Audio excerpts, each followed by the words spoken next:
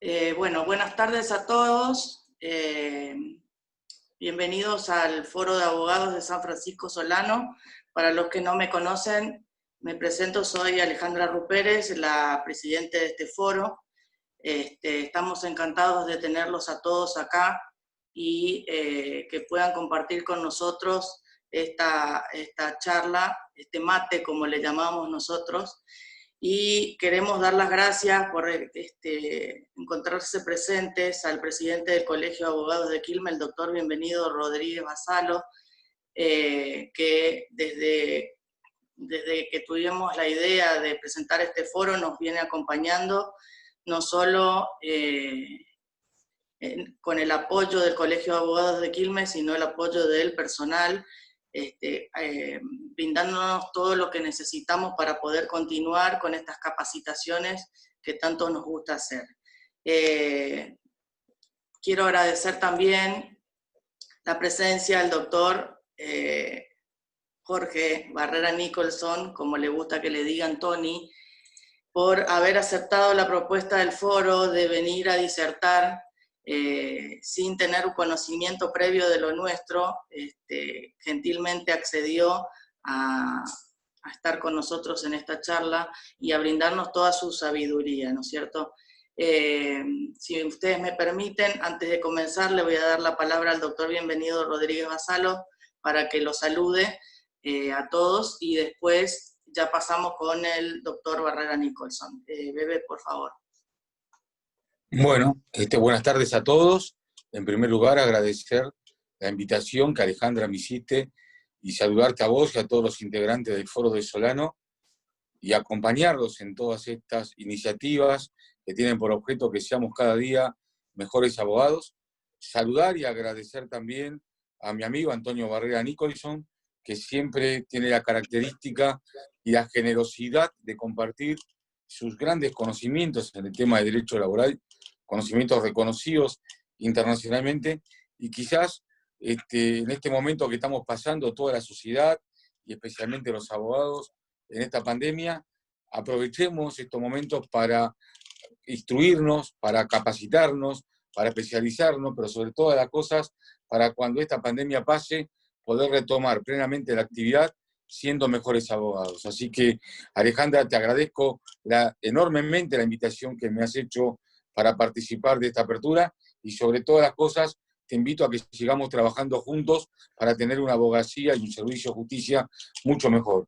Y a Tony Barrera Nicholson, agradecerle enormemente siempre que se pone al lado del abogado para poder, con su generosidad, crear mejores condiciones en el ejercicio profesional.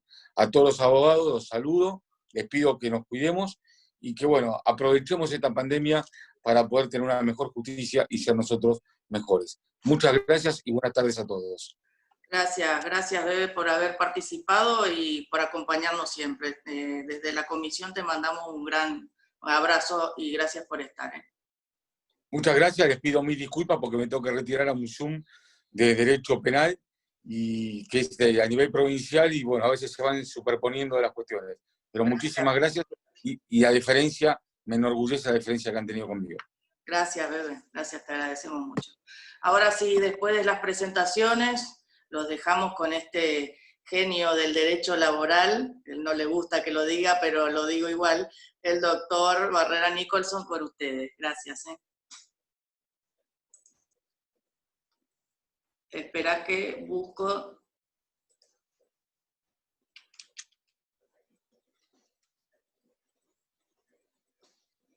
Aguántame que yo de acá figura que te tengo. Está, ahí está. Ahí está. Ahí está. Yo te tenía desbloqueado. Sí. Bueno, buenas tardes, gracias. Quiero hacer una aclaración necesaria. Puedo hacer muchas cosas menos un genio del derecho.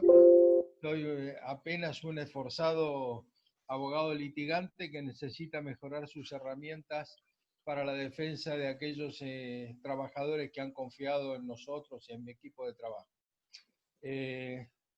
Gracias, Ale, como presidenta del Foro de Abogados de San Francisco Solano y La Florida, y a todos sus integrantes por esta invitación. yo lo digo, los que me conocen saben que lo que digo lo siento. Hago esta aclaración porque está lleno de palabras vacías todo esto. Pero yo siento una enorme alegría de poder compartir con ustedes este momento. Les voy a contar una pequeña anécdota. Mi primer trabajo más o menos formal fue hace como 50 años en San Francisco Solano. En la calle 844, a media cuadra de donde estaba la casa de artículos domésticos de Sobrino, no sé si seguirá estando, en lo que era una cooperativa de crédito que luego fue la sucursal del Banco Río de la Plata. Así que tengo una vieja relación con San Francisco Solano cuando no era ni parecido a lo hermoso que soy.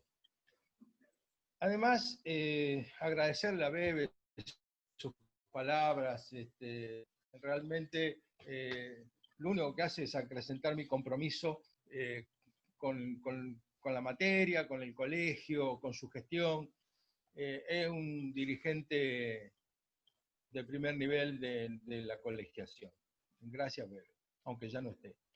Y quiero agradecerles, porque los vi por ahí, a Juan Carlos y a Marcelo, Sí. compañeros en el Instituto de Derecho del Trabajo de Quilmes, Juan Carlos González, Marcelo Arroyo. Gracias por la deferencia de tomarse estos minutos para compartir este momento. Y además me emociona una vez más que Ana Poggi, quien fuera mi jefa de ayudantes en la Universidad de La Plata, se tome también un par de minutos para escuchar algo que ya conoce de memoria y que puede decir mejor que yo. Es una persona increíble que me sigue, nos seguimos siguiendo a pesar de que ya no estamos en la facultad. Bueno, yo también. Tony, si me permitís un momentito, los colegas están diciendo por el chat que se te escucha un poquito bajo. Vas a tener que usar tu micrófono. Y aprovecho este espacio que queda para agradecerle al doctor Marcelo Arroyo, que también siempre nos ha acompañado. No te había visto, Marcelo, discúlpame. Y obviamente Juan Carlos González es parte del Foro de Abogados de San Francisco Solano y es el director del Instituto de Derecho Laboral del Foro. Así que gracias también a Juan Carlos por estar presente y a Marcelo, obviamente. Gracias, Tony. Bueno, creo que ahora estamos mejor. Sí. Y si no estamos mejor, mejor no podemos estar. Así que bueno, vamos a comenzar formalmente con la charla. Esto supuestamente tardará entre 40 y 45 minutos y como todos aquellos que me conocen saben que hablo desde la perspectiva de la defensa de los derechos y los intereses de los trabajadores. Mi vida está teñida por esa visión y mi visión del derecho y la función del abogado laboralista está en orden con esta convicción profunda que me acompaña hace tantos años. ¿De qué vamos a hablar? Vamos a tratar de hacer una somera conceptualización de qué es la emergencia, qué significa. Vamos a hablar de la prohibición de los despidos, sus efectos y algunas situaciones particulares que se presentan frente a algunas circunstancias de los contratos de trabajo o algunos contratos de trabajo, sobre todo los modales. Vamos a hablar también de qué se debe entender por remuneración íntegra, qué es lo que deben percibir los trabajadores en estas circunstancias. Y dentro de este marco, sin ninguna duda, vamos a dedicarle un rato a la situación que se genera a partir de las llamadas suspensiones del artículo 223 de la Ley de Contratos de Trabajo. ¿Cuál es la conceptualización a la cual hacía referencia de la emergencia? Me parece que lo primero que debemos señalar, porque puede tener alguna incidencia, es que se ha generado, tal vez por la urgencia, tal vez porque en la Argentina hace mucho tiempo, años, que se han perdido las mejores técnicas de la técnica legislativa, perdón la repetición de la palabra, y se ha generado lo que parece ser un verdadero desorden legislativo, particularmente en materia de derecho del trabajo. ¿Y por qué digo esto? Porque aparecen en el marco de resoluciones cuestiones que debieran haber sido, me parece, resueltas en el marco de los DNU, de los decretos de necesidad de urgencia. Porque aparece algunas resoluciones como modificando, por ejemplo, la ley de contrato de trabajo o estableciendo consecuencias a partir de la decisión de un ministerio, y en principio, por lo menos, podría pensarse que esto viola el artículo 31, la jerarquía de la Constitución Nacional, la jerarquía de las normas, lo que corremos el riesgo de que genere mucha litigiosidad una vez que volvamos a la normalidad. Por ejemplo, en el artículo 3 de la resolución 219 del Ministerio de Trabajo, nos dice que están incluidas dentro del concepto de trabajadores quienes presten servicios en forma continua bajo figuras no dependientes. Esto, además de, por supuesto, constituir una clara confesión del inmenso fraude que se vive en el marco de las relaciones del trabajo, me parece que está hablando de quienes tienen derecho a percibir sumas de dinero, y esto no me parece que sea precisamente el ámbito de una resolución del Ministerio de Trabajo. De cualquier forma, esto no es el más grave.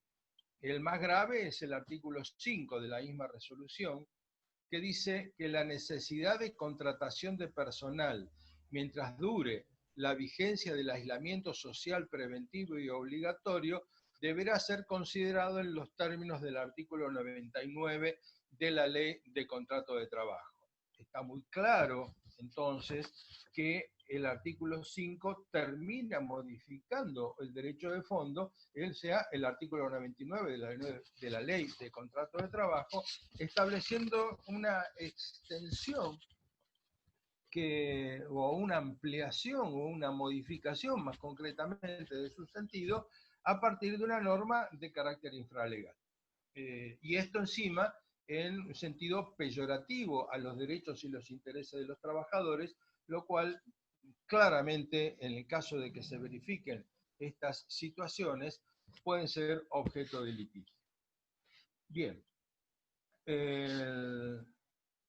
Aclarado esto del desorden legislativo, tenemos que recordar que el decreto el DNU 260 declaró a toda la normativa referida a la pandemia como de orden público, cosa que después ha ido repitiendo. ¿Y qué significa que estas normas son de orden público?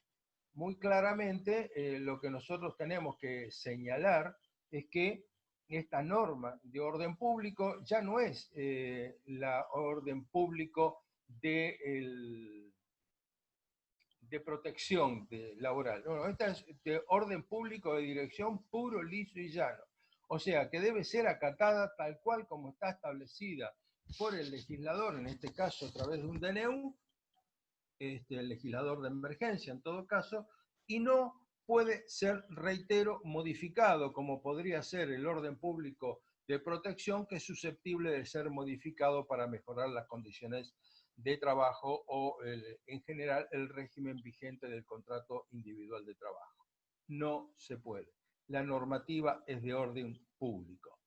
Desde esta perspectiva, y siendo la normativa de emergencia, en un artículo que fue publicado en una publicación de carácter digital de IJ, de la editorial IJ, ahí sostuve y demostré, me parece, la constitucionalidad y por sobre todo la convencionalidad de estas normas de carácter de emergencia, atento a su motivación y que tenía límite en el tiempo, para decirlo muy brevemente.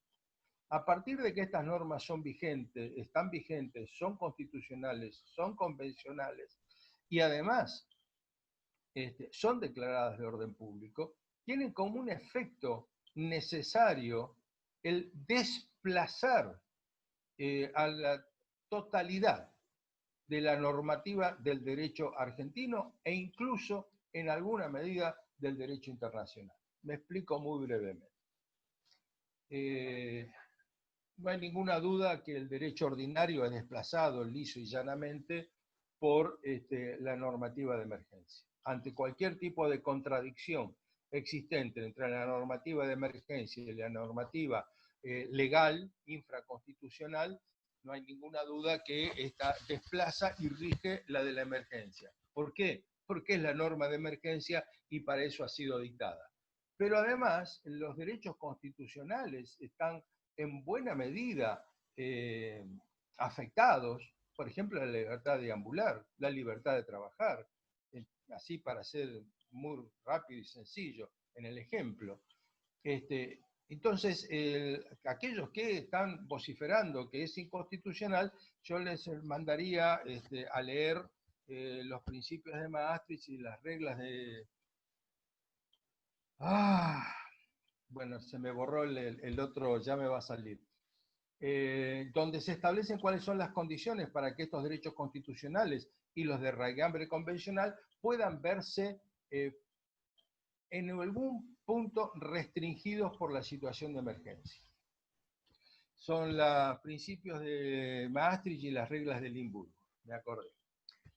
Ahí está establecido por el Comité de Derechos Económicos, Sociales y Culturales cuáles son las condiciones que las normas de emergencia deben reunir para poder ser convencionalmente válidas desde la perspectiva del Pacto Internacional de Derechos Económicos, Sociales y Culturales. Establecido esto, debiéramos pensar, para poder analizar toda la materia que nos tenemos por delante, los temas que tenemos por delante, ¿cuál es la finalidad de las normas de emergencia? Ya dijimos que eran convencionales, que eran constitucionales, que desplazaban a la normativa infraconstitucional, y nos preguntamos ahora, ¿para qué? ¿Para qué sirve la normativa de emergencia? Para mí, hay una cuestión que es absolutamente liminar. Todas las normas de emergencia, las estrictamente sanitarias, están obviamente dirigidas a atender el tema de la pandemia, pero aquellas que tienen una directividad, una direccionalidad, acabo de inventar una palabra, la directividad. Bueno, estoy creativo hoy. Es la direccionalidad en la cual está dirigida la emergencia en el plano social, está absolutamente claro que es para que nos quedemos en casa. O sea, la normativa de emergencia apunta fundamentalmente a que nos quedemos en casa. Y que nos quedemos en casa tiene que ver con una cosa tan sencilla de comprender como esta, que nos quedemos en casa. O si no, se los digo como en el barrio. ¿Qué parte no entendiste de que nos tenemos que quedar en casa? ¿Y por qué nos tenemos que quedar en casa? Nos tenemos que quedar en casa porque es la única manera en la cual se pueda controlar mínimamente o máximamente, como se prefiera, la posibilidad de contagio y de esta manera la expansión de la pandemia. Y la normativa de emergencia establece recursos o herramientas destinadas a la posibilidad de lograr este objetivo, de que nos quedemos en casa. O sea, esta finalidad está apoyada por herramientas que la misma normativa de emergencia nos ofrece. ¿Y qué herramientas nos ofrece? Miren, básicamente que tengamos una ocupación y que tengamos un ingreso. O sea, básicamente el objeto, la herramienta fundamental es que todos los argentinos tengan un ingreso que les permita quedarse en su casa y no tener que salir a la calle a deambular, a buscar trabajo, a buscar la changa, a buscar el peso que nos permita vivir un día más. Entonces, a mí, en el análisis que venimos haciendo, me parece que estas situaciones que describo se constituyen en técnicas de interpretación aplicables a todas y cada una de las circunstancias, por lo menos en materia laboral, que esta pandemia nos somete. Entonces, este tema de asegurar los ingresos tiene que ver, por un lado, con la ayuda para pagar los sueldos, pero por otro lado, con la prohibición estricta, como nunca antes había ocurrido en el derecho argentino, como que se rompió el techo de cristal de la protección en el derecho argentino.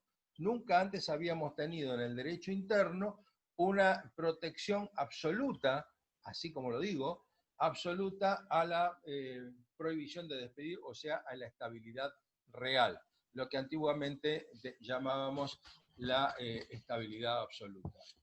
Entonces, por un lado, aseguramos los ingresos de las personas, hay ayudas para el pago de los sueldos, y por otra parte se impide la exclusión de los trabajadores de un contrato de trabajo que estuviera vigente. Este es el sentido que yo veo que podemos interpretar a la pandemia como fenómeno, a la normativa de la emergencia como respuesta a la pandemia, sus objetivos y sus instrumentos. Entre sus instrumentos habíamos dicho que estaba la percepción de la remuneración. Y acá ha aparecido un gran inconveniente. Dice, ¿quiénes son a quienes alcanza el pago de esta remuneración y qué se entiende por íntegra y habitual? Que así lo establece la normativa. ¿Quiénes están comprendidos en el sistema de protección que deben tener para percibir la remuneración íntegra y habitual? Está respondida, como decía al principio de esta charla, en el artículo 3 de la resolución 219, que dice, como les dije hace un rato, están incluidos dentro del concepto de trabajadores quienes presten servicios en forma continua bajo figuras no dependientes como la locación de los servicios. Locación de servicios. Y yo creo que acá particularmente estaban pensando, entre otros, en los médicos. Pero lo cierto, como dije antes también, que si se considera que deben tener derecho a percibir estas sumas remunerativas o no remunerativas, aún aquellos que estén bajo la locación de servicios, es porque evidentemente se está considerando que hay una relación laboral, lo cual se ve además ratificado cuando se hace referencia a todos aquellos que presten servicios de forma continua. Y si es a cambio de plata, de dinero, artículo 4 de la Ley de Contrato de Trabajo.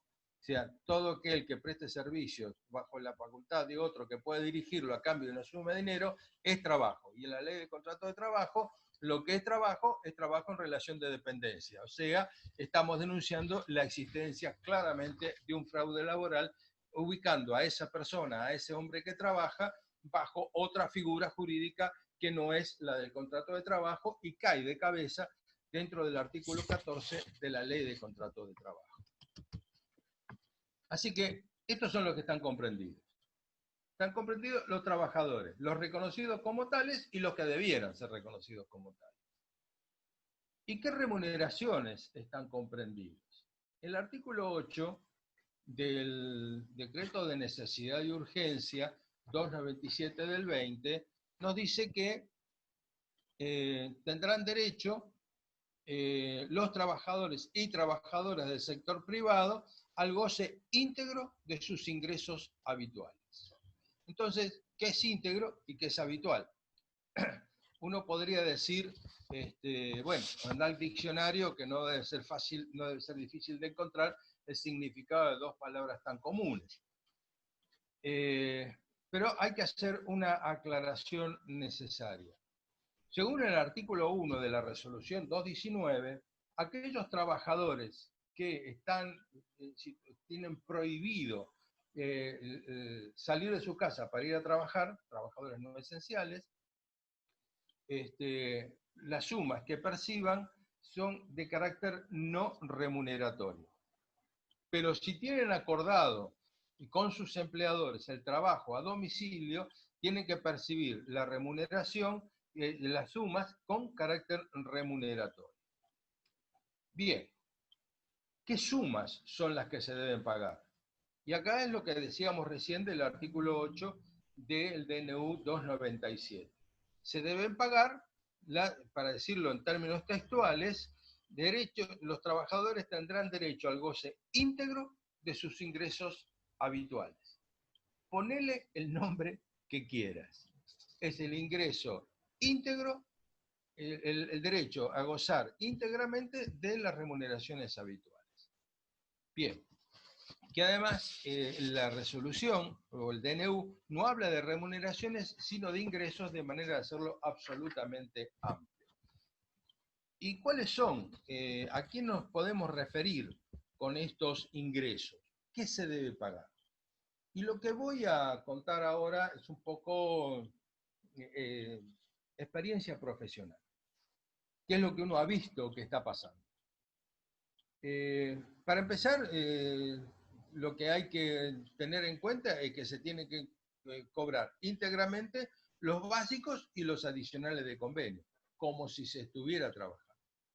Ahora ocurre que muchos adicionales de convenio tienen carácter no remuneratorio e incluso algunos aumentos salariales por un periodo tienen carácter no remuneratorio. Entonces uno ha visto que se pretende no pagar esos ítems.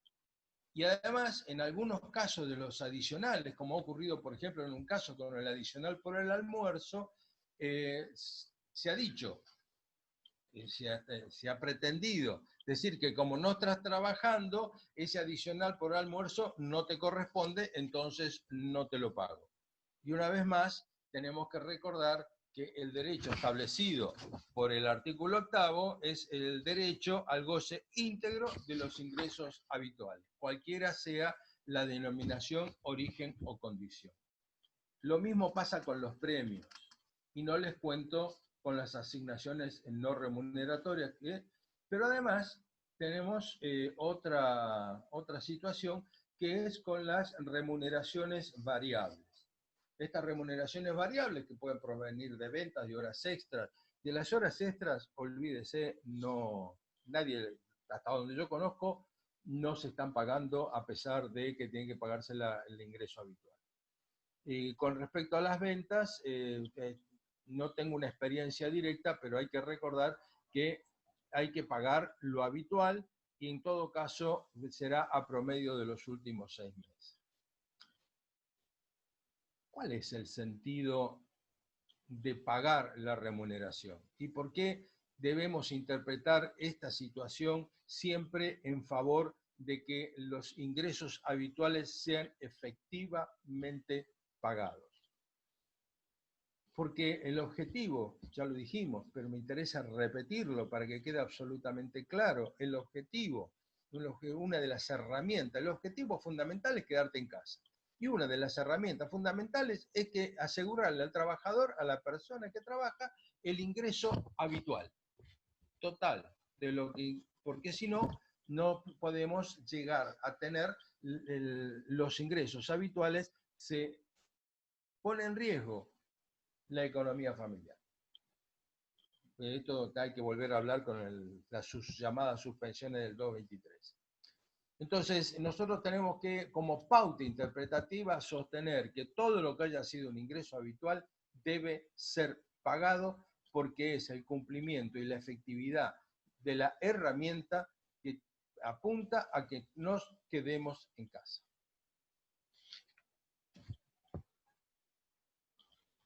Y entre otros aspectos de esta herramienta era la prohibición de despedir. El decreto, el DNU que ordena la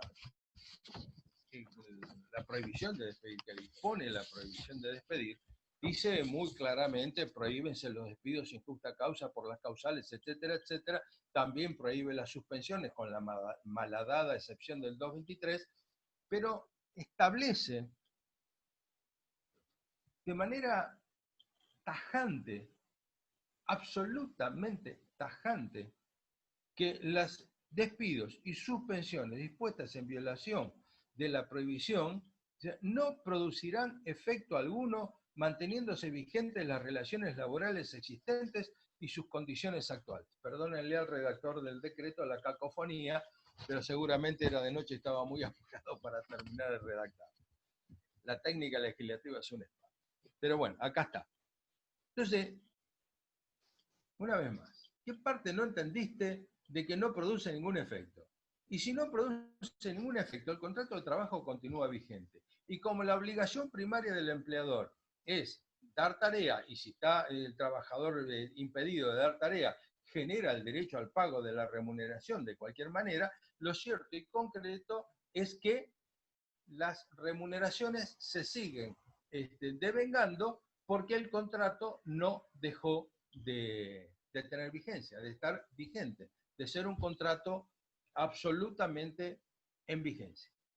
Lo único que está suspendido de ese contrato es la obligación del trabajador de prestar tareas, pero por la reglamentación de emergencia hay que seguir pagándole los ingresos habituales y, por otro lado, todos los demás derechos o todas las demás obligaciones, para hablar con propiedad, que son parte integrante del contrato de trabajo, quedan absolutamente vigentes. Entonces, si esto hay que pensarlo, los empleadores cuando disponen de despidos deben pensarlo de una manera muy cuidada, porque el trabajo llegar a no reclamar de manera inmediata su reinstalación, o puede reclamar dentro del plazo de prescripción, y como el contrato de trabajo ha estado vigente y seguirá estando vigente, se van a ir devengando las remuneraciones mes a mes hasta el momento de la sentencia definitiva, para lo cual pueden llegar a pasar no menos de 3 años. Y eso es una carga.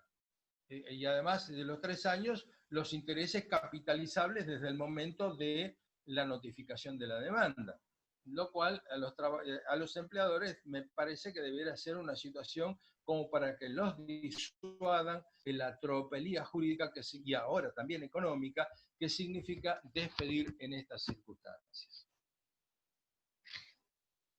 Esto no tiene mayores complicaciones, es así. Las complicaciones aparecen cuando empezamos a ver o analizar algunas de las circunstancias que se presentan en determinadas etapas del contrato o por los contratos modales.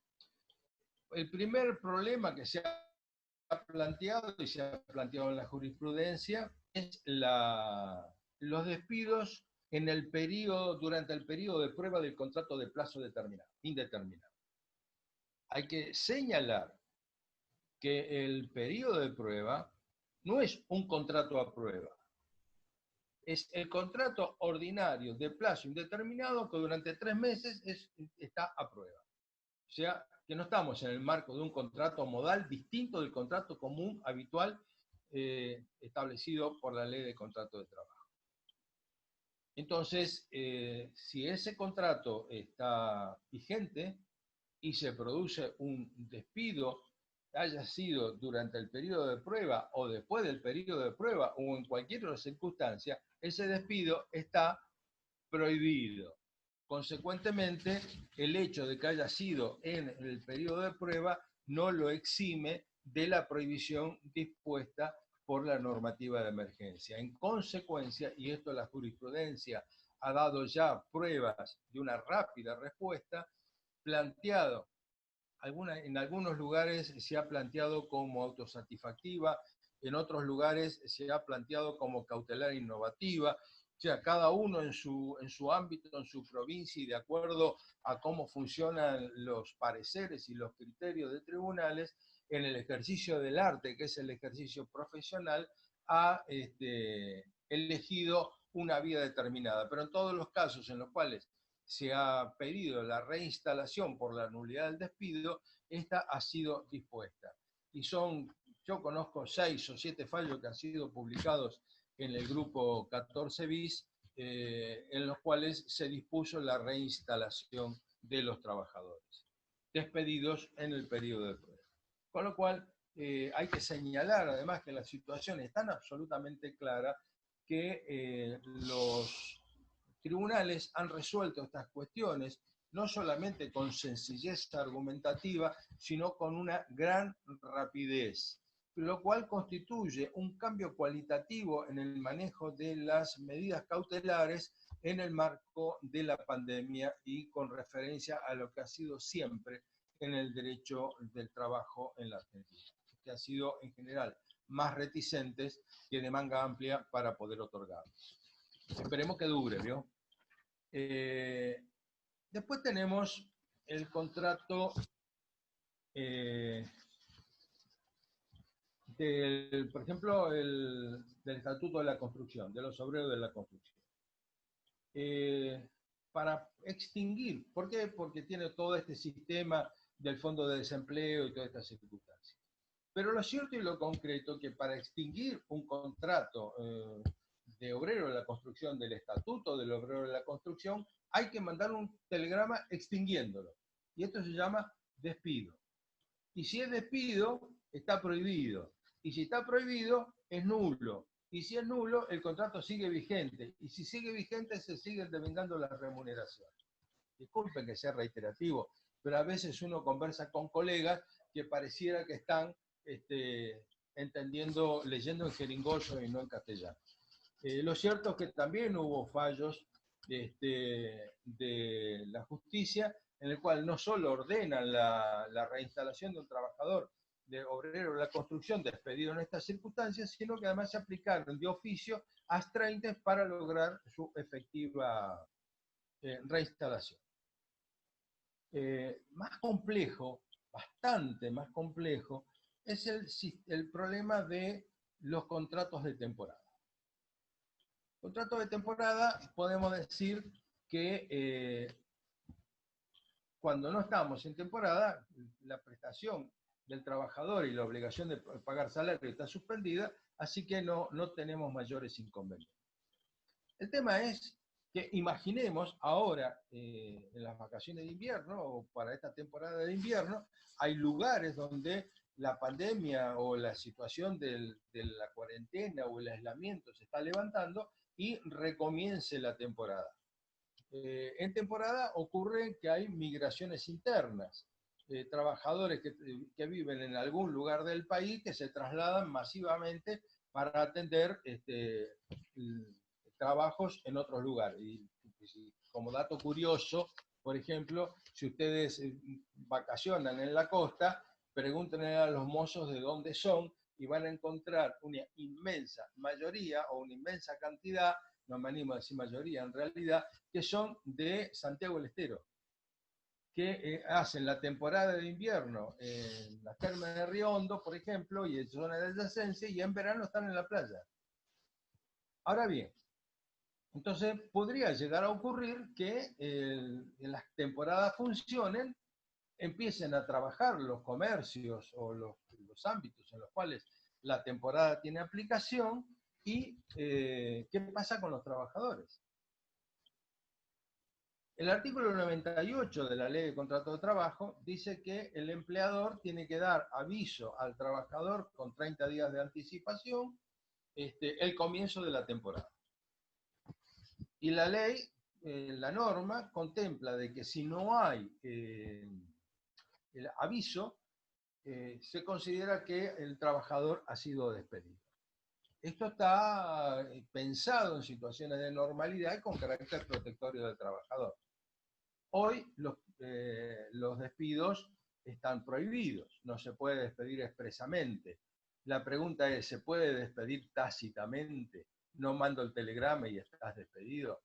Eso está muy claro que no, porque una vez más tenemos que interpretar la norma desde esta nueva realidad, que es la emergencia y que es la normativa de la emergencia, y si la normativa de la emergencia tiene como finalidad mantener al trabajador a como dé lugar dentro del contrato de trabajo, estableciendo la nulidad de los despidos, no hay ninguna forma en la cual se pueda despedir. Con lo cual, interpretar de que si el empleador no manda el aviso para que se reintegre al trabajo, existe un despido tácito, es una interpretación asistémica en el marco de la pandemia. Por el cual, debemos considerar que el contrato sigue vigente. Ahora bien, si el contrato sigue vigente, porque el despido está prohibido, ¿cuáles son las consecuencias? Y acá la primera consecuencia es el mantenimiento de la existencia del contrato. Y si ya lo dije creo que 3 veces, si el contrato está vigente, produce efectos. Si produce efectos, tiene que pagar la remuneración, pero el trabajador no está trabajando. Eso es el efecto de la pandemia. Se le prohíbe al trabajador prestar servicios y goza de la remuneración como técnica para mantenerlo en su casa. O sea que si hacemos una interpretación sistémica del sistema de la pandemia junto con la ley de contrato de trabajo, tenemos que concluir que el contrato de trabajo de temporada está vigente y el trabajador debe percibir las remuneraciones que le corresponden conforme el artículo 8 del DNU y la reglamentación que del mismo se hizo. Ahora bien, supóngase que hubo la notificación y el trabajador que tiene 5 días para contestar no contesta. Acá la situación es distinta. Creemos que de la misma manera se mantiene la existencia del contrato porque, primero, la ley no establece ninguna consecuencia específica en el caso de que el trabajador no responda.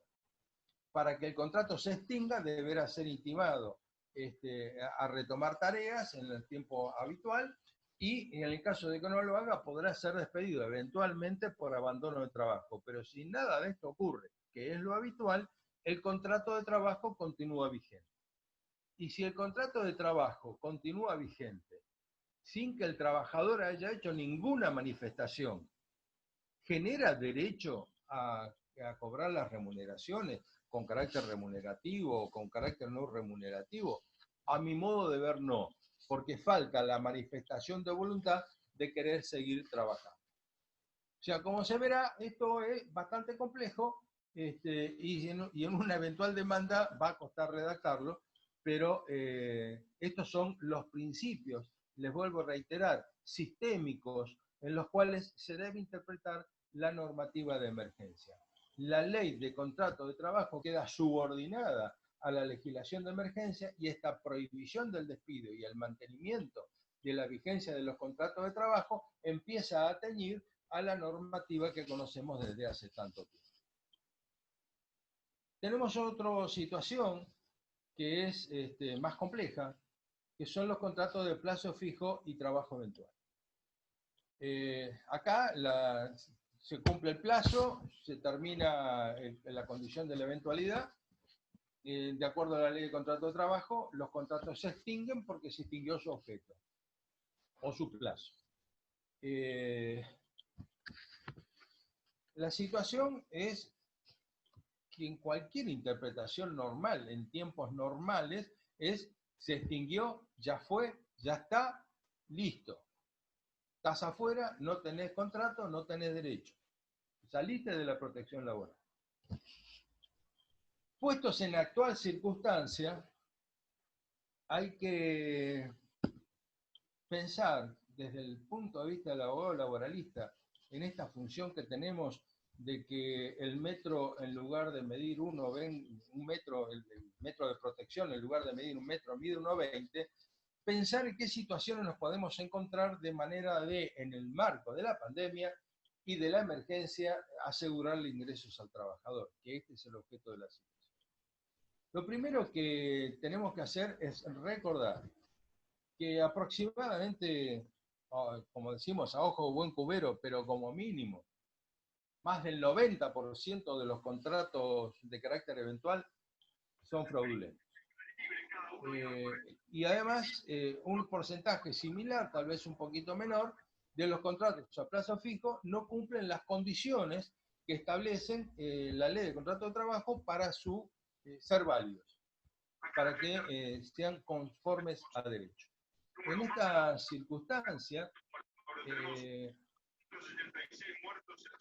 circunstancia, creo que el abogado del trabajador debe agudizar el ingenio, investigar, pensar si está, y en todo caso estamos, en presencia de un contrato de plazo fijo o un contrato de trabajo eventual que sea jurídicamente válido.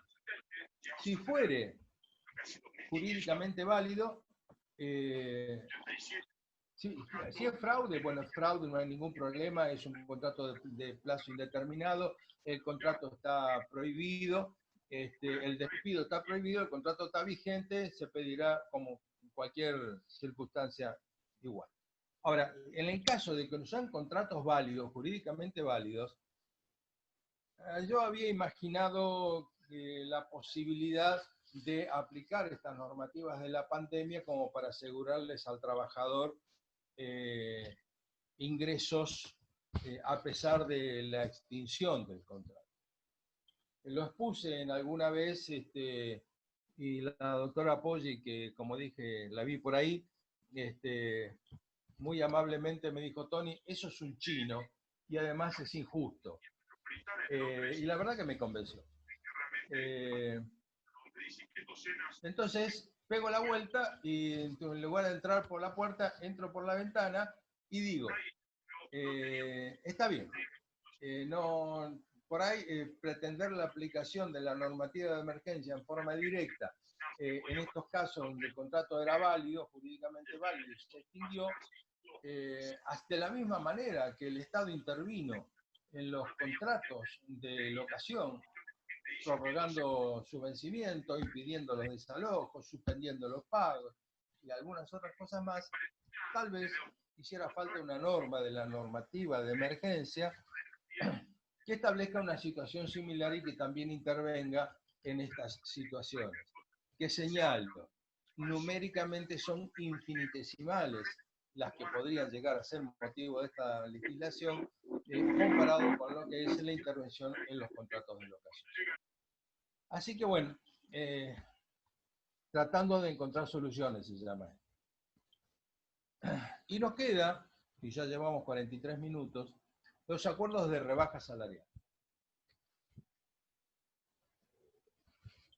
Lo que tenemos que hacer en primer lugar es repasar la legislación que habrá de ser aplicada.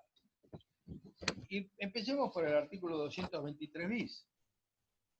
Dice, se considerará prestación no remunerativa las asignaciones en dinero que se entregan en compensación por suspensiones de la prestación laboral y que se fundaron en las causas de falta o disminución de trabajo no imputables al trabajador o fuerza mayor, en la parte que importa. Acá hay dos señalamientos que hay que hacer de inicio. ¿Esta norma del 223 bis establece algún tipo de suspensión? Se lo reitero, se considerará prestación no remunerativa las asignaciones en dinero que se entreguen en compensación por suspensión de la prestación laboral. O sea, no establece una causal autónoma de suspensión. En todo caso, lo que está diciendo es que para esos trabajadores las sumas que se les paguen serán consideradas no remunerativas.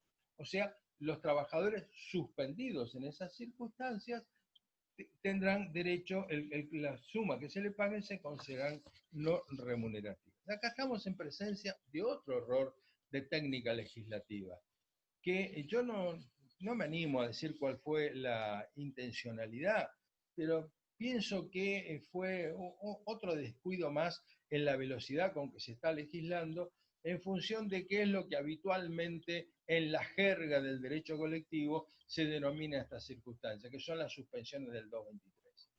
Pero no me parece que técnicamente haya sido correcto y es lo que me parece que también está generando todos estos inconvenientes que conocemos a diario respecto de las suspensiones del 223, si son suspensiones o no son suspensiones.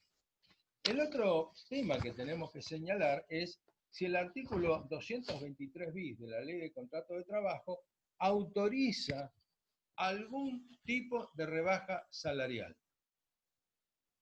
De nuevo, lo leí dos veces.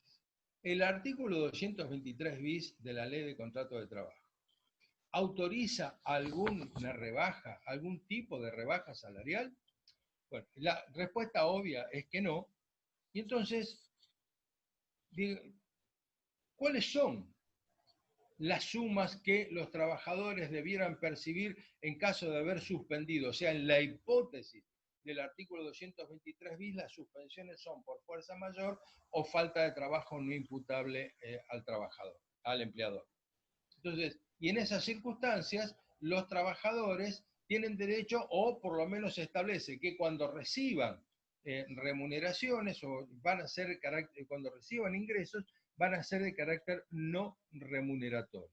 ¿Y a qué ingreso nos estamos refiriendo? Pues me parece que acá hay que correlacionar el artículo 223 bis de la Ley de Contrato de Trabajo con el 8 del DNU 297. O sea, interrelacionar significa articular. Uno dice que los trabajadores suspendidos en las circunstancias que la norma menciona, las sumas que perciban tendrán carácter no remuneratorio, y nos queda por determinar cuáles son esas sumas. Ya empezamos diciendo, demostrando que no hay autorización para merma o rebaja alguna de la remuneración, bien. ¿Y cuáles son las que deben percibir entonces? Y el artículo 8 dice, durante la vigencia del aislamiento, lo he leído ya varias veces, los trabajadores y trabajadoras tendrán derecho al goce íntegro de sus ingresos habituales. Y esta es una normativa que desplaza todo lo demás. Entonces, la normativa que establece el ingreso de los trabajadores es la que sea íntegro de los ingresos habituales. Y esto no está modificado por ninguna otra norma del sistema. Por eso es falsear el derecho cuando algún reconocido asesor del Ministerio de Trabajo dice que el 223 bis y las resoluciones del Ministerio no establecen rebajas salariales porque el trabajador no tiene derecho a nada en el caso de suspensiones de este tipo. Y se olvidó de mencionar el artículo 8 del DNU 297. Con lo cual están haciendo falsificación jurídica, y eso en materia de defensa de los trabajadores es, para empezar, inaceptable. Frente a toda esta situación, nos encontramos con el llamado acuerdo tripartito, que terminó siendo bipartito entre la CGT y la UIA, que establece la posibilidad de disminuir en un 25% la remuneración de los trabajadores. Con 48 minutos y ya vamos a terminar. Este acuerdo bipartito tiene dos argumentos, básicamente. Mantener los puestos de trabajo y asegurar los ingresos de los trabajadores. Ambos son falsos. Mantener los puestos de trabajo, está prohibido el despido. Y si está prohibido el despido, el mantenimiento de los puestos de trabajo ya está asegurado. Por un lado. Y asegurar el ingreso de los trabajadores, resulta que los aseguramos admitiendo una disminución del 25%, que para peor ubica a la gran mayoría de las remuneraciones convencionales por debajo del límite de la línea de pobreza. Flaco favor le ha hecho la representación sindical a los trabajadores, siguiendo lo que uno a veces denomina la lógica empresaria. No voy a hacer ningún comentario sociológico sobre la representación de los trabajadores, pero sí decir que claramente constituye una violación flagrante de los derechos más elementales a la integridad del contrato. Y además, al respeto por el artículo 8 del DNU 297 que estuvimos mencionando. Una última cosa. ¿La representación sindical tiene posibilidades de negociar a la baja los contratos? Miren, para empezar, lo dicho hasta el cansancio, la legislación de emergencia de orden público. Si la legislación de emergencia de orden público no puede ser modificada de manera alguna, si la legislación de orden público no puede ser modificada de manera alguna y establece que los trabajadores deben percibir sus ingresos habituales de manera íntegra, deben percibir sus ingresos habituales de manera íntegra. Y punto. Se acabó. No hay interpretación posible en un sentido distinto. Pero además, el artículo 7 de la ley 14.250 de negociación colectiva establece que el objetivo de la negociación colectiva es mejorar la situación de los trabajadores. Y esto ha sido ratificado en ATECO Municipalidad de Salta, más conocido como ATE2, en el cual hay páginas y páginas escritas por la Corte en las cuales se establecen los motivos de los derechos constitucionales y convencionales, por lo cual no es posible aceptar jurídicamente rebajas en la resolución de los trabajadores, que en ese caso habían sido dispuestas por una ordenanza de la Municipalidad de Salta. E incluso, más directamente, vinculado a la negociación colectiva, hay un fallo de la Sala Quinta, voto de Enrique Arias Iber, que hace esa construcción de cómo se integra el contrato de trabajo y cómo se establecen los mínimos inderogables, y lo tenemos en Carrizo con San Timoteo. Se puede googlear sin ningún tipo de problema, un fallo del 24 de septiembre de 2018, donde claramente se establece que la negociación colectiva no puede negociar a la baja de los derechos de los trabajadores, de los contratos individuales de los trabajadores, y mucho menos a cambio de nada. Además, encima, tenemos que se viola el principio de indemnidad, el principio de progresividad, la ajenidad del riesgo empresario, el principio de favorabilidad que determina que siempre debemos estar de acuerdo con lo que sea la norma o la interpretación de la norma más favorable para el trabajador. 52 minutos, 34 segundos, y la pregunta es, ¿para qué sirve todo esto? Si todo va a seguir igual. Los tribunales no están trabajando, salvo cuestiones de emergencia y menores, pero la realidad concreta, dura y palpable es que las rebajas son efectivas, los trabajadores pierden sus ingresos, pero yo me resisto a pensar de que esto es solamente un divertimento entre intelectuales que hablan del sexo de los ángeles, y estoy absolutamente convencido de que no aramos en el agua. Estoy absolutamente convencido que todas estas charlas sirven, si no para solucionar de manera inmediata o pronta alguna situación como la que estamos describiendo, pero sí para abrir cabezas, para desarrollar convicciones, para profundizar conocimientos y por sobre todas las cosas para asumir un compromiso impostergable, indelegable con los hombres y las mujeres que trabajan. Para eso estamos acá. Muchas gracias. Muchas gracias, doctor. Si a usted le parece, vamos a empezar con las preguntas que tengan los colegas. Así podemos ir organizando un poco.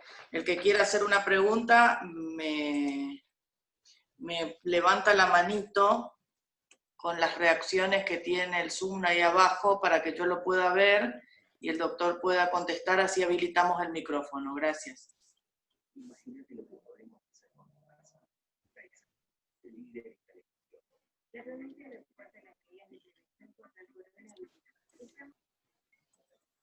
Sí. Tiene que arrancar uno y después vienen todos los demás. Vamos. A ver, ¿quién se anima? ¿Quién es el valiente? Habían unas preguntas en el chat, si querés comenzamos con eso. Sí, sí. Déjame que las encuentre.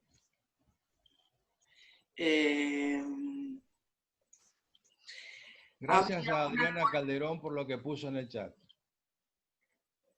Había una pregunta, si esto que estabas diciendo, Tony, estaba comprendido para el personal doméstico de la doctora Andrea, no sé si está por ahí. Sí, incluye al personal doméstico sin ninguna duda en toda su dimensión. Bueno, después, a ver. Andrea dice que está. Bueno, genial. Pregunto sobre un trabajador ingresado en la actualidad para cubrir un trabajo, para cubrir a un trabajador, mayo de 60 años. Doctora, si me levanta la manito, así les pregunta bien al doctor porque no se entiende la pregunta. Pareciera ser que la doctora manifiesta cuál es la situación de un trabajador contratado en el tiempo de pandemia para reemplazar a un trabajador en situación de riesgo, por lo cual tiene prohibido prestar tareas. Esto estaríamos claramente en un caso de trabajo eventual. Claramente. Genial. Doctor, dice, cuando pase la pandemia, ¿se reclama todo lo que las empresas pagaron por debajo del salario? Y yo creo que sí. Yo los recibiría de mil amores en la oficina. No, las diferencias salariales, eso no hay manera de que no prosperen. No hay manera. Acá la doctora Gabriela Quiroga le vamos a activar el micrófono para que haga la pregunta que tiene la manito levantada. Doctora, de acá ya está habilitada. Tiene que habilitar su micrófono desde su computadora. Ahí está, ¿me escuchan? Sí, la escuchamos. ¿Sí? ¿Escuchan? ¿Sí? Sí. Dos consultas, doctor. Sí. La primera es, tengo dos casos puntuales. Un trabajador que se ausentó sin aviso, le envié el carta documento intimándolo a que retome tareas y justifique inasistencias en los términos del 244. El tema es que este señor, camioneros, es el sindicato, y este señor vive en Misiones, en una zona que el domicilio es no fácil de ubicar, y la notificación me volvió diciendo que es domicilio incompleto.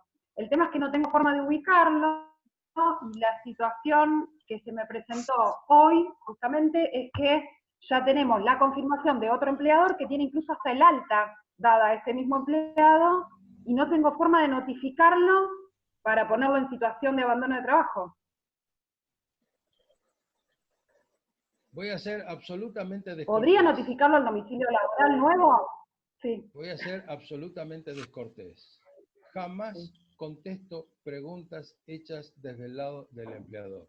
Soy defensor de trabajadores y lo único que me ocupa es la defensa de los trabajadores. Yo pido disculpas, pero esto es una postura de vida y aparte no tengo la cabeza para pensar desde el otro lado. Creo que no soy, incluso alguna vez que han venido al estudio con asuntos económicamente interesantes para poder representar a empleadores, yo le he dicho que yo no soy el mejor abogado para un empleador. ¿Por qué? Porque tengo la cabeza formateada para ver las cosas desde el otro lado. Así que te pido disculpas, pero declino la posibilidad de contestar. Sí, está bien, igual no sería en contra del trabajador. De hecho, el trabajador ya está trabajando en otro lado. El tema es que no me renunció y no tengo forma de concluir el vínculo. Digamos, no es en contra de él, claramente, pero bueno, está bien. Le hago la otra consulta que me parece que esta sí por ahí me puede colaborar. Tengo otro empleado que me manifiesta hoy que quiere renunciar, pero extravió el documento. Se dirige al correo, tiene la aplicación de Mi Argentina donde el documento está escaneado, hizo exhibición de la denuncia policial y no le quieren tomar el telegrama de renuncia en el correo. Y el registro está funcionando para expedir. Que tiene que claro, exhibir pero el documento. Por la situación de pandemia, el registro no está expidiendo documentos. Y son algunos de los tantos problemas que genera la pandemia. El correo técnicamente no puede aceptar el envío de un documento si no se exhibe físicamente el DNI. Esto, hasta que no cambie la normativa, es así. Ok. Muchas gracias, doctor. De nada. Bueno, estaba la doctora Daniela Giribaldi. Por favor, doctora, ya tiene el micrófono habilitado desde acá, sí. ¿Qué tal? Tengo el caso de un trabajador que lo despidieron por pérdida de confianza, lo acusan de quedarse con plata y él dice que no se quedó con plata. De hecho, No escucho, ¿puede ser más fuerte, por favor? Sí. Tengo el caso de un trabajador que lo despidieron con justa causa por pérdida de confianza. Yo quiero pedir reinstalación porque me parece que la causa es injusta. Lo que sí no sé si meter medida cautelar, porque me parece que es un poco raro que reinstalen a un trabajador sin darle traslado a la empresa. es pérdida de confianza lo que alega la empresa por quedarse con plata de la empresa. Y él lo que dice es que perdió el dinero de un pedido. Y bueno, entonces yo creo que puede andar una nulidad de la causa y pedir reinstalación, pero veo difícil que sea por medida cautelar. Cuando las cuestiones se transforman en situaciones de hecho, deben ser analizadas individual y particularmente y con un profundo conocimiento de las características puntuales de la situación de hecho.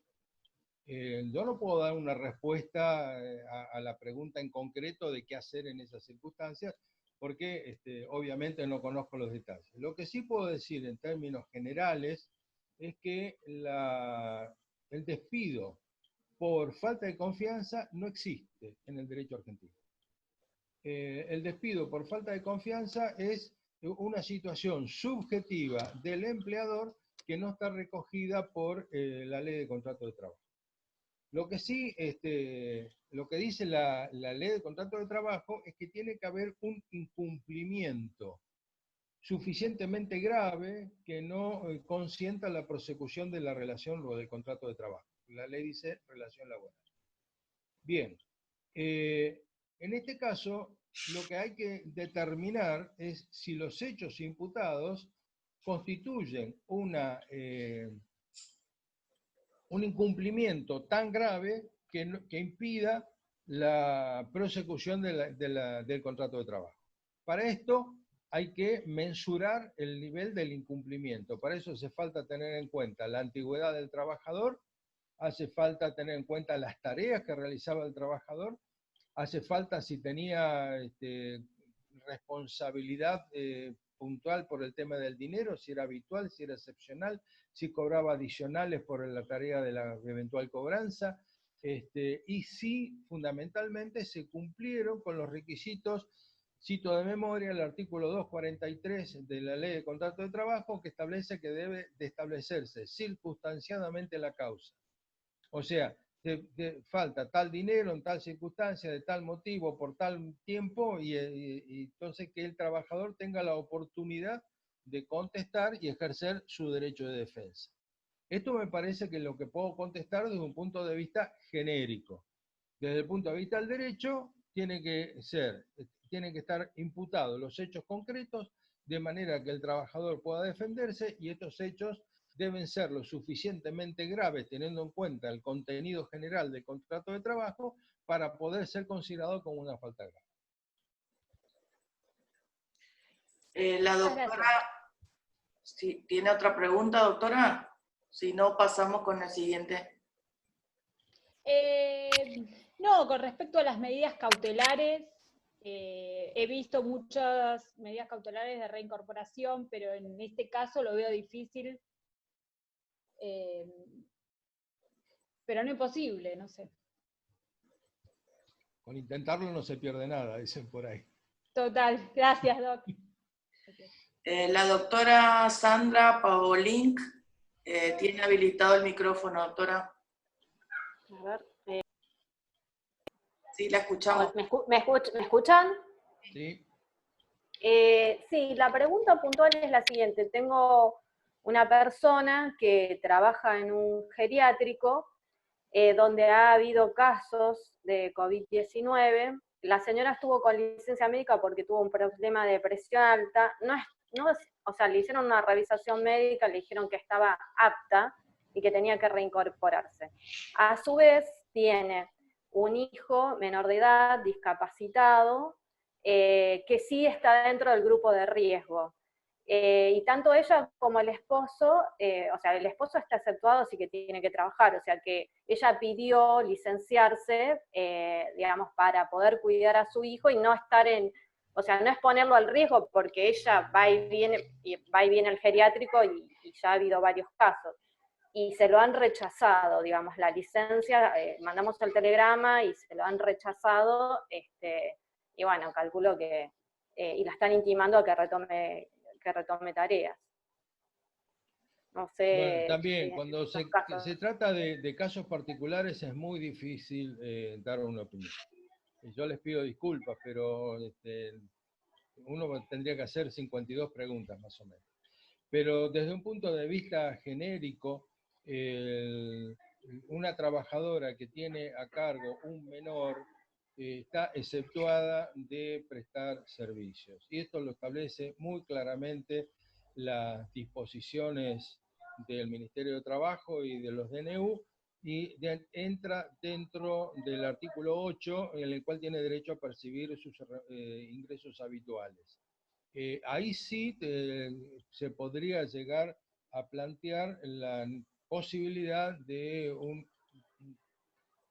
por ejemplo, en la provincia de Buenos Aires las autosatisfactivas son vistas como rara avis, ¿no? Pero las cautelares innovativas sí se pueden hacer, y en el país han funcionado de manera muy eficaz para obtener que además encima ni siquiera es la reinstalación en este caso, sino el reconocimiento y pago de la remuneración, lo cual es bastante más sencillo desde el punto de vista práctico, porque reinstalar siempre trae alguna dificultad adicional, ¿no? Más allá de lograr la sentencia. Así, panorámicamente, no parece que el caso fuera demasiado dudoso, ¿no? Lo que pasa es que ellos argumentan que como es dependiente del Ministerio o sea, como que está dentro del tema de salud, o sea, como que dependiente del Ministerio de Salud, estaría como exceptuada de la licencia. No sé Un cuál es el argumento. geriátrico no depende del Ministerio de Salud, sí es una actividad vinculada a la salud, según qué interpretación le demos a la cosa, porque estos están dentro del Sindicato de Sanidad. Habría que ver en detalle, muy en detalle, qué es lo que hace, pero además lo que domina es la disposición de emergencia de trabajador exceptuado por tener un menor a cargo. Y además, si esa señora tuvo un pico de presión alta, seguramente debe ser hipertensa. Y los hipertensos también son personas de riesgo claro. frente al COVID. Y acá el que habla es uno de ellos. Yo no salgo ni para asomar para ver si llueve, porque soy hipertenso y tengo algunos otros. Yo tengo comprado todos los números para el bichito. Así que. Bueno, muchas gracias, doctor. No, de nada. El doctor Marcelo Arroyo tiene habilitado el micrófono, perdón. Marcelito, querido, portate bien. Mira, tengo dos inquietudes. Si me permite la Presidente, doblete voy a hacer. Sí, cómo no.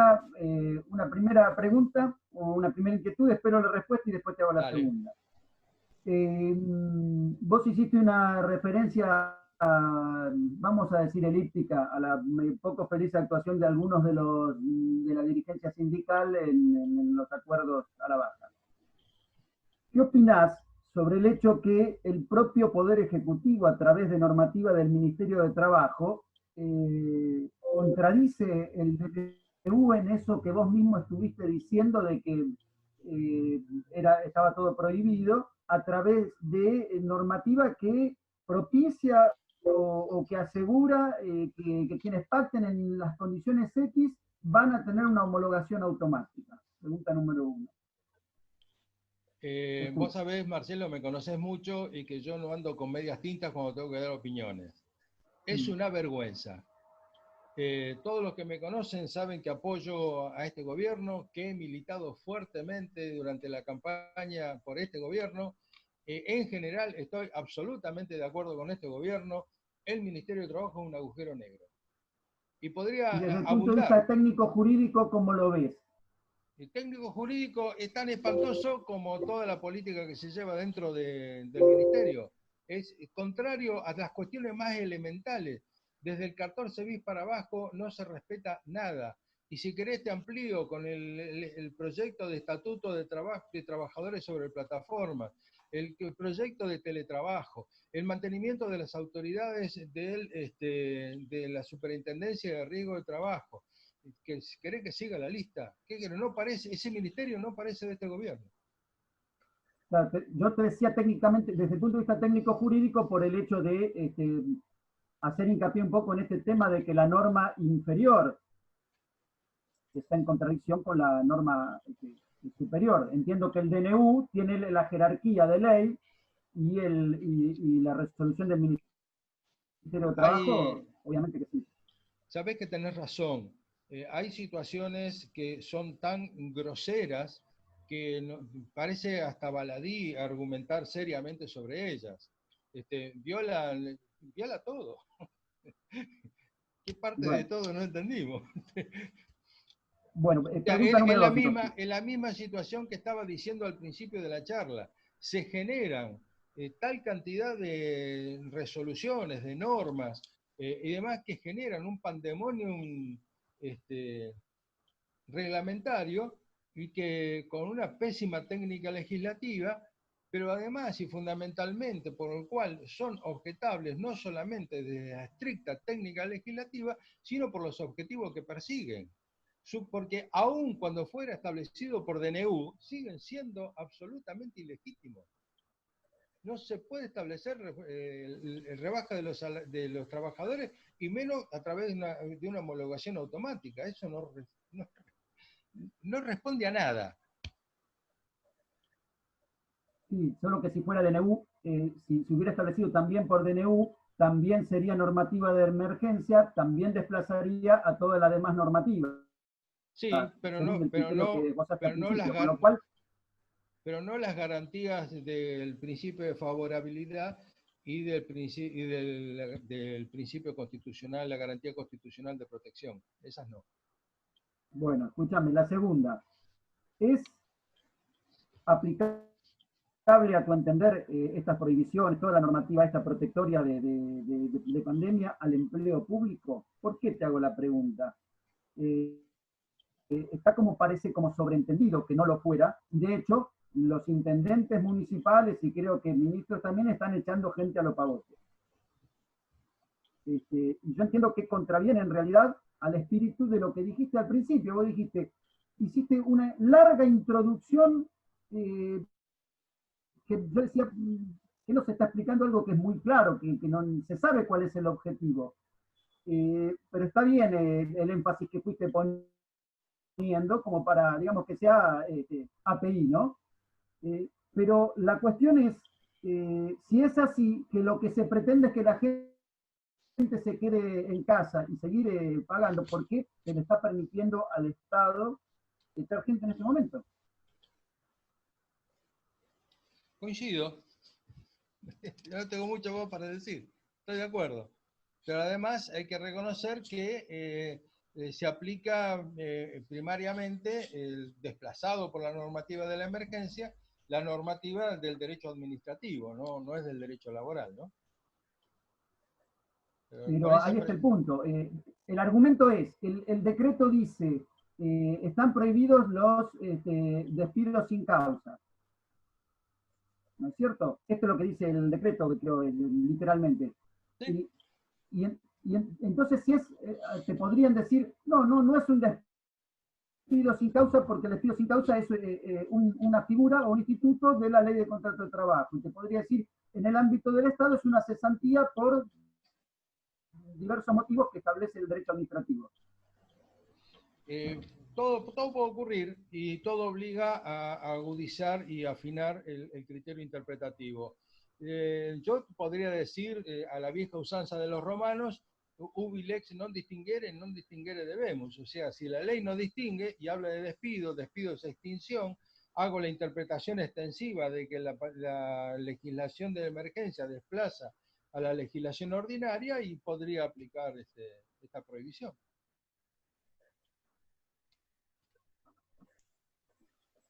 Doctor, ¿terminó? Genial. El doctor Marcelo Fasari estaba levantando la mano. No sé si quiere hacer la pregunta. Acá está habilitado. Doctor, tiene que activar su micrófono desde su computadora. Hola, ¿se escucha? Sí. Buenas tardes.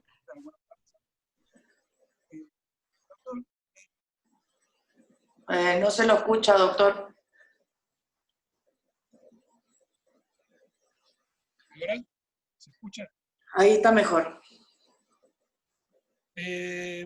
Las dificultades que estoy enfrentando con estos temas sobre la reinstalación, que es de lo que se trata el curso, es, por un lado, la dificultad que tienen los trabajadores que le ofrecen pagar la liquidación final y los llaman permanentemente.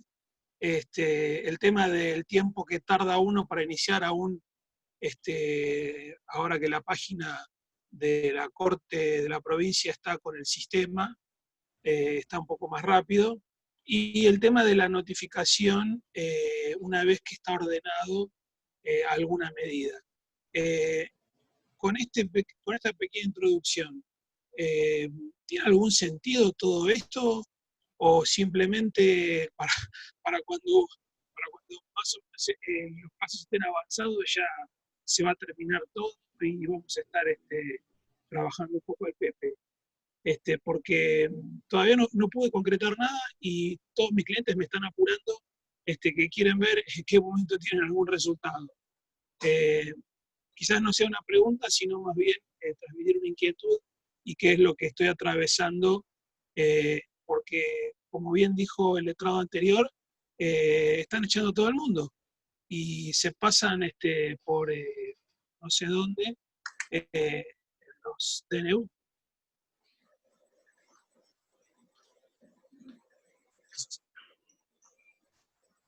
La pregunta, doctor, ¿cuál sería? Porque yo no lo entendí por lo menos. Así el doctor te puede contestar. La pregunta concreta es, una vez que está ordenada la notificación o la medida cautelar, la forma de notificar, teniendo en cuenta de que todas las oficinas de notificaciones están cerradas, yo estoy pidiendo que se notifique por telegrama ley. ¿Sería esa la forma más adecuada? No sé, ¿existiría alguna otra cosa? Porque por carta de documento también es otro gasto más. Y las medidas cautelares, según la experiencia de usted, suelen ordenarse como para que la reinstalación de algún trabajador. La última parte no la escuché. El modo de notificación... Las medidas cautelares, porque yo pedí la reinstalación con una medida cautelar, suelen ordenarse normalmente, porque la verdad que es la primera vez que me toca hacer esto. Bien, vamos por el principio. La notificación es un cuello de botella bastante difícil de solucionar. Esto lo padecemos todos. En el Tribunal de Trabajo número 3 de Avellaneda, la doctora Pelisa, Eleonora, dispuso la notificación por telegrama ley al domicilio registrado por la persona física en el RENAPER. Que esto se obtiene fácilmente porque los tribunales, la Corte tiene convenio con el RENAPER para informar de manera electrónica los domicilios registrados. En lo personal estoy sosteniendo que también se puede notificar en el lugar donde se recibieron los telegramas en el intercambio telegráfico previo, si hubiera existido. Y después, como siempre, hay que ver cada uno de los casos cómo se puede solucionar. La otra forma, que lo estableció, por ejemplo, el Tribunal de Trabajo número 1 de Avellaneda, por disposición del doctor Valcárcel, es la designación de abogados ad hoc, de oficiales ad hoc, que caen en representación del abogado de la actora para hacer la notificación. Esto tiene dos dificultades. Esto está además prohijado por el Colproba como iniciativa. Tiene dos dificultades esta situación. Primero, que si los oficiales notificadores no van a diligenciar por el riesgo de contagio, no sé qué haría que nosotros no corriéramos el mismo riesgo, y la situación no es una pavada. Eso por un lado. Por el otro lado, para notificar no es lo mismo, no se trata de golpear las manos y dejar un papelito. Habría que aprender y a tener la certeza de que el trámite de la notificación ad hoc que realiza el abogado de parte, sospechoso, desde siempre, digamos así, o se lo van a imputar de falsedad, nulidad y de todo, 7 plagas de Egipto, respete todas y cada una de las condiciones reglamentarias para realizar una notificación, con lo cual hay que aprenderlo porque no es nuestra incumbencia. Yo sigo sosteniendo que el modo del telegrama ley o telegrama obrero es la forma en la cual debiera canalizarse esta cuestión. Pero no está fácil la situación. En cuanto a las cautelares, en general, en la provincia de Buenos Aires, en nuestra zona en particular, el departamento judicial de Quilmes, Berazategui, Varela, en Lomas, en Avellaneda y algunos otros lugares, encontrar una medida cautelar era casi tan difícil, bueno, como la cuestión más difícil que se te ocurre imaginar. Pero ha cambiado, como decía yo durante la charla, esta situación ha cambiado copernicanamente y las cautelares están saliendo con una... La palabra que me sale es facilidad, lo cual no sé si es justo, pero por lo menos comparativamente parece que ahora es posible. Antes le llevabas el muerto y no alcanzaba para que te den la partida de defunción. Ahora la cuestión parece ser entre la urgencia, la concientización y la claridad de algunas de las disposiciones en la materia, que las medidas cautelares tienen mucho más posibilidades de ser otorgadas que antes. De hecho, todos los días vemos alguna cautelar nueva. Doctor, el doctor Olivares tiene activado el micrófono para preguntar. Hola Tony, ¿cómo estás? Buenas tardes. Gracias por la disertación, muy buena, clarificante. A vos no te creo nada. No, impresionante, impresionante. Te quiero agradecer profundamente esta deferencia que tuviste con nosotros, a la presidenta del foro, que además es mi mujer, si no esta noche no se nos casa, y a la secretaria, que también en las sombras vienen trabajando desde hace mucho tiempo para que te luzcas como lo has hecho. Pero te quiero hacer una pregunta que me deja sin sueño, che.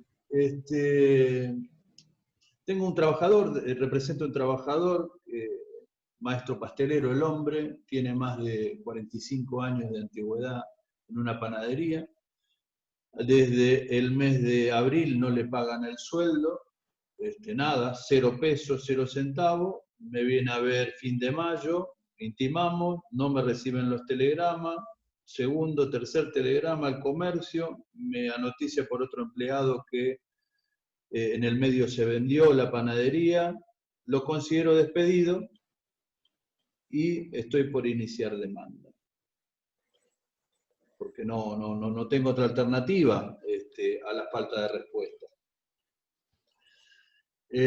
Pensaba pedir una medida cautelar para reingresarlo. Esto es en el Departamento Judicial de Lanús. Y el trabajador me dice, mirá, 45 años, ya esto lo pasé unas cuantas veces, no quiero saber más nada. La pregunta es, Tony, obviamente que voy a seguir con el despido, es el despido indirecto que ya planteé. Voy a plantear también la transferencia maliciosa del establecimiento, del artículo 225. Ahora, con esta restricción de no despedir y de doble indemnización, que calculo que está vigente todavía, quiero saber tu opinión, ¿qué pensás a esto? ¿Con respecto a qué? Y con respecto a la posibilidad de reingresarlo en contra de la voluntad del trabajador, o bien, que me parece una locura desde ya, o bien seguir el despido con los cánones normales. Como están planteadas las cosas, parece ser que el único camino existente es seguir adelante con el despido. A mí me parecería lo mismo, sí. Y con respecto a la transferencia del establecimiento, haya sido maliciosa o no maliciosa, está establecida la responsabilidad solidaria de quien sigue en la transmisión. Y eso es 228, creo. 228, correcto. El 228 de la Ley de Contrato de Trabajo y la jurisprudencia del plenario de Capital. Así que en ese sentido no puede haber mucha dificultad técnica, digamos, ¿no? Seguro, seguro. Después de todas las dificultades que tiene un juicio, ¿no? Gracias, Tony. Abrazo enorme, querido. Hay una cosa que no prospera, no conozco ningún caso que haya prosperado, pero que en el ejercicio de imaginar, y alguna vez va a llegar el caso y se podrá llegar a hacer, y esto me animo a decirlo porque es una cosa que no está en los manuales. ¿Qué pasa si en una circunstancia como la que vos señalás, en lugar de considerarlo despedido, que es la respuesta técnica habitual y correcta, intimamos cumplimiento de contrato y dación de tarea? Intimamos y ponemos la fuerza de trabajo a disposición. ¿No consideramos despedido el trabajador? Durante la tramitación del juicio se van a seguir devengando remuneraciones. Claro que obviamente no sé cómo se instrumentaría esto, porque Claro, ahí me encuentro con el meollo del problema. Es verdad lo que... Es más grave. Te explico por qué es más grave. Porque yo me tiro la pileta con el cumplimiento de tareas y resulta que me dice no, porque nunca se pidió, no. Claro. y tampoco me consideré despedido. Entonces el trabajador me acuchilla de parado en la puerta del parado. Además, con 45 años de antigüedad, y coloquialmente te digo, es para envidiarte. No, olvídate. Tony, abrazo enorme, gracias, mi viejo. Dani, un abrazo. Cariño enorme. Igual para vos. Bueno, hay una pregunta por chat y si no hay más preguntas, esta sería la última. El doctor Darío Mesikovsky, creo que lo pronuncié bien, dice, si el despido es nulo, pido reinstalación por telegrama y no lo aceptan. ¿Se podría reclamar salarios caídos si entra a trabajar en otro lado? Sí, claro. Sí. Hay un fallo que va a ser difícil de ubicar, que una trabajadora despedida de aerolíneas, es un fallo viejo. Como había conseguido tarea en otro lugar, le negaron los salarios caídos por la tarea no reconocida o el empleo no devuelto, digamos, también familiarmente. Pero en términos estrictamente jurídicos, el contrato de trabajo no supone exclusividad. O sea, con lo cual yo puedo trabajar donde quiera. Y nadie me puede pedir, siendo la tarea de carácter alimentario, que yo deje de trabajar y deje de percibir y mágicamente pueda seguir subsistiendo porque respiro profundamente. Y además sería argumentar en favor del incumplidor. O sea, el incumplidor no puede argumentar su propio incumplimiento en función de sus derechos, de lo que él cree son sus derechos. Esto me hace acordar a aquella vieja disposición del juez Holmes de Estados Unidos, cuando le negó derecho a un sobrino de carácter hereditario, cuando se supo que había matado a su tío para que no le cambie el testamento. Porque era el causal o sea, esgrimía el delito para poder beneficiarse, ¿no? Esto tiene un nombre, un principio que ahora no me sale, pero es impresentable la defensa esa. Bueno. Perdón, pido disculpas por no haber sido suficientemente técnico en la respuesta, pero...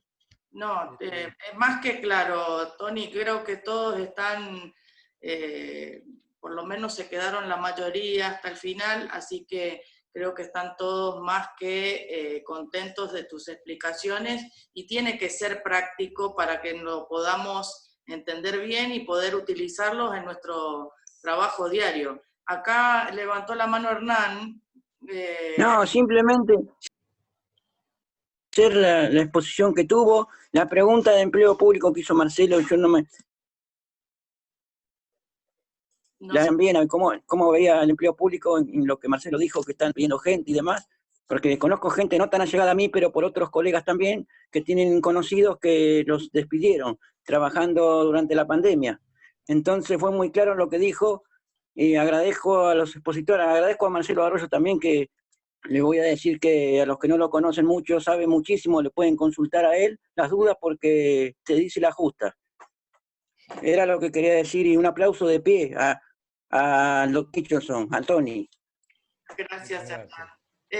Bueno, ahora sí, si ya no hay más preguntas, que no veo ninguna manito levantada, pueden activar sus micrófonos para darle un fuerte aplauso al doctor Nicholson por haberse molestado a estar con nosotros esta tarde. Desde acá, Ale, muchísimas gracias. Muchísimas gracias, Ale, a todos ustedes. Muchas, pero muchas gracias. Gracias por haber participado a todos y los esperamos en una próxima charla. Muchas gracias a todos. Buenas tardes. En la próxima estamos, sí, las que vienen ahora próxima. Sí, gracias, señor. Tony, un genio. Gracias, gracias, gracias. Gracias, buenas tardes. Gracias.